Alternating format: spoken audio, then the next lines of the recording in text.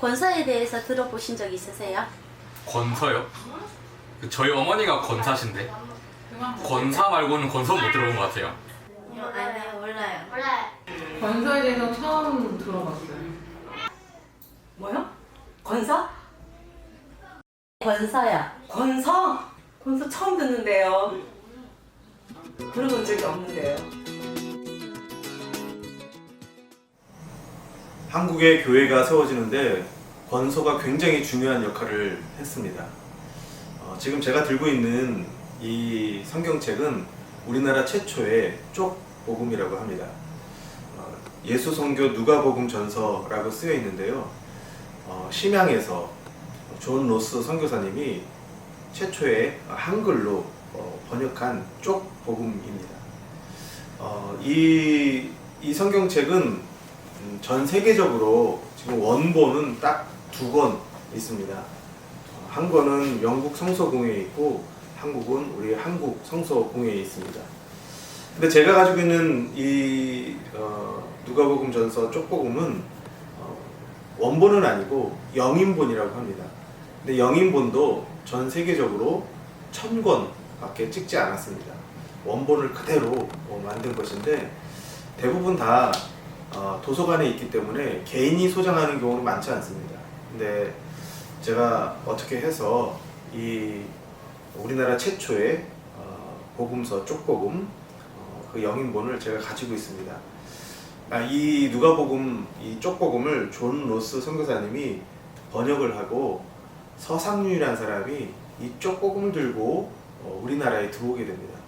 그리고 이 쪽복음을 통해서 황해도에 우리나라 최초의 소래교회가 세워지게 됩니다. 우리는 서양의 선교사님들이 우리나라에 와서 복음을 전하고 교회가 세워진 걸로 알고 있을지도 모르겠습니다.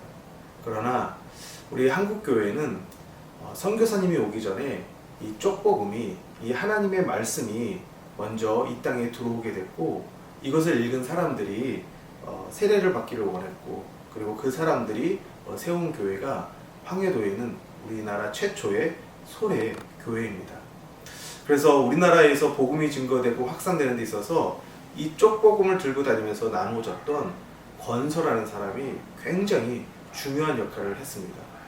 참 놀라운 일 아닙니까?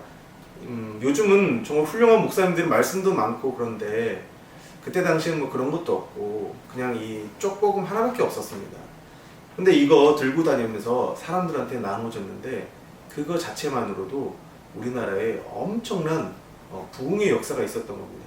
그리고 자발적으로 교회가 생긴 겁니다. 아마 기독교 선교 역사 가운데 유례가 없는 그런 일이 아닐까 그런 생각을 하게 됩니다. 우리 한국교회는 이렇게 말씀 위에 세워진 교회입니다. 지금 우리가 코로나 시대를 살고 있지만 이 시대에도 우리가 말씀 위에 서 있기만 한다고 한다면 하나님께서 우리 한국교회를 다시 새롭게 하시고 또 놀랍게 부흥하는 역사가 있을 줄로 믿습니다.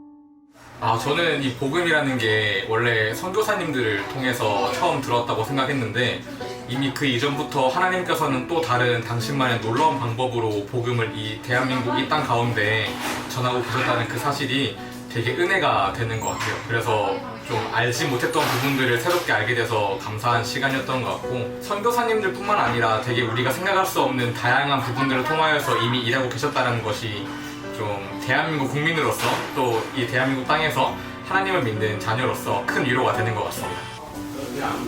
권서라는 거 처음 알게 됐는데 성경이 그렇게 힘들게 전해진 건 몰랐어요.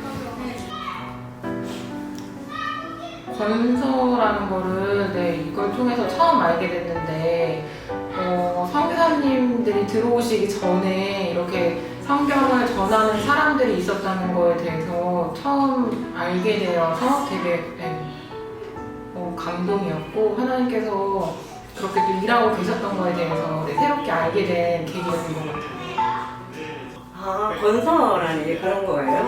네. 진짜 처음 들어보는데 사실 일찍이 우리가 예수를 믿는 사람들이라면 일찍이 알고 있어야 할 부분을 이제야 들었다는 게 조금 그렇긴 한데 전 우리가 알고 있는 건 그 재물법을 통해서 그 선교사님들이 젊은 선교사들이 들어왔다 그렇게 해서 복음이 이렇게 전파됐다라고 알고 있던 것들이 오히려 그 전부터 일찍 하나님 예비하신 것이 아니었는가. 그저 놀랍다는 거 그런 것 때문에 어쨌건 몰랐을까 하는 생각이 들어요. 이렇게 알려지지 않았다는 게 조금 이상할 정도로 처음 듣는 얘기를 이제 듣게 됐으니 참 감사하고 젖었던 것임에도 불구하고 그런 분들이 계셨기 때문에 우리가 그 복음을 들을 수 있었다는 것이 얼마나 귀한 일인가. 그런 분들의 노력이 있었기 때문에 우리가 지금이 있지 않을까 생각이 들어서 감사하죠.